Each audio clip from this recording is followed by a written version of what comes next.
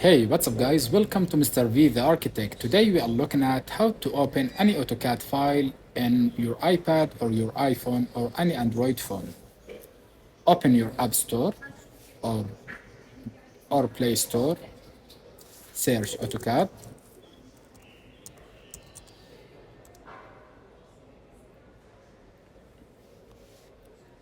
and download this application.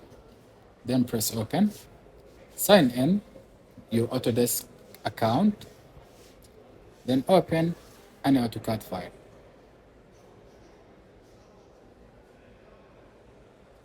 Like this one.